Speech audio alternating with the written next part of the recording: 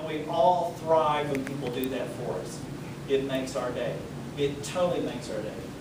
So they finally get to go home. Yay! How many of you are ready to go home now? Yeah, sort of. Sort of? But a little bit not. Okay, well that's okay.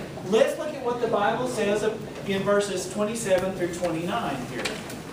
这边呢，我从头这边前面再讲一下，他们Paul 跟巴拿巴他们到 Derby 去的时候呢，然后他们在 Derby 那边就是对门徒，他们收了很多的门徒，然后呢对传教呢这个事业在 Derby 那边有很大的成长，然后但是呢 Derby 离其实他们原来出发的地方很近，但是他们并没有就是走最近的路，他们反而决定就是原路再回去。 回到他们所经过的城市，为什么要这样子呢？因为他们就是为了要再去给那些他们已经信主的人更多的鼓励，然后让他们呢有更多属灵的成长。这个对他们来讲，也是他们心里面自己的那个磨练以及自己的那个成长。因为他们其实前面所经过的城市，其实对他们来讲都不是很友善的。 好，我们之前上的课就可以知道，就是保罗他也被石头丢过，然后他们其实这边沿途的城市里面，他很多人其实都想把他杀死，但是他还是决定他不走最轻松的路回家，但是他决定走最难的路，为什么？因为沿路就像佩妈刚刚讲的，之前接触到主的人，你信了主，其实接下来之后就是一堆就是不可避免的就是撒旦一定会来危害你，撒旦一定会来妨碍你这些东西，妨碍你属灵的成长。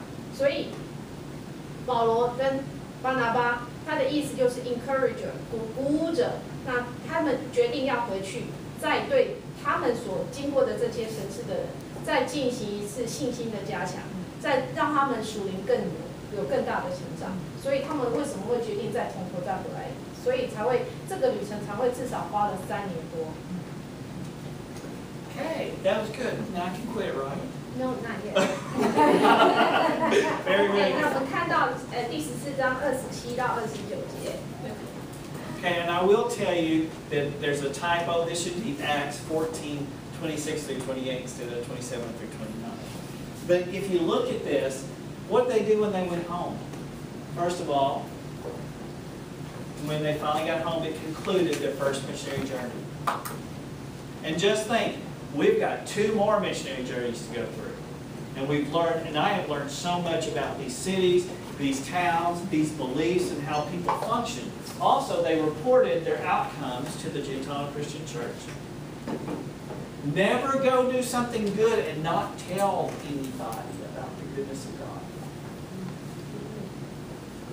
It's just like if Terry went to China and she never came back and told about it, you would kind of wonder why. But we know through what Terry says, good things happen. And that makes us excited. And that's what Paul and Barnabas did.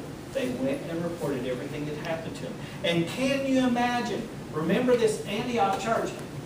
500,000 people lived in that town, 3rd largest city of the known world at that time. And these 2 men come back and have all these stories to tell. Can you imagine what they felt like when they told, yeah, I was stoned. Not in the way you think I was, but I was stoned with rocks hitting me, and I still survived. Can you imagine what kind of encouragement came upon them just by hearing that? I mean, this is just, I don't know, I get excited, because God opened the door of faith, and many were saved. God did it, not anybody else. And on top of that, Paul and Barnabas, and I love this, they stayed a long time. In other words, if you haven't figured out by now, Paul liked to talk. And Paul was an orator, which means he liked to talk and debate things. I guarantee you Paul had a lot to say. And it would take a long time to tell it. But at the same time, they were building each other up. Because that's what we do when we come to God's house. We're supposed to be here to build each other up. So, home is such a nice place. Because the church at Antioch saw a need for missionary work. That's the coolest thing. They were the ones that saw a need to send people out. Not only that, the church appointed 2 missionaries to spread the gospel. They sent 2. Isn't it easier to do something if there's somebody else with you versus by yourself? And remember, the church appointed 2 of the best. Paul learned the law. Barnabas knew all about the presence of God. What more could you want? They knew what God was all about. Also, and in conclusion, Paul and Barnabas met hardships, yet focused all their attention on furthering God's kingdom. And that's what they did. And that's something we all ought to do every day of our lives, is to focus our attention on furthering God's kingdom and realizing who God is. And that's my lesson for today. Oh, we did? Oh, okay. We do, okay. And, sorry. P.S. P.S. I had technical difficulties all morning long. Paul and Barnabas witnessed. That's what they did. The second thing they did is they fostered disciples. And they set up support systems so every disciple could grow in God's grace. That is the smart way to go. Now, part 2. This is the end of the lesson.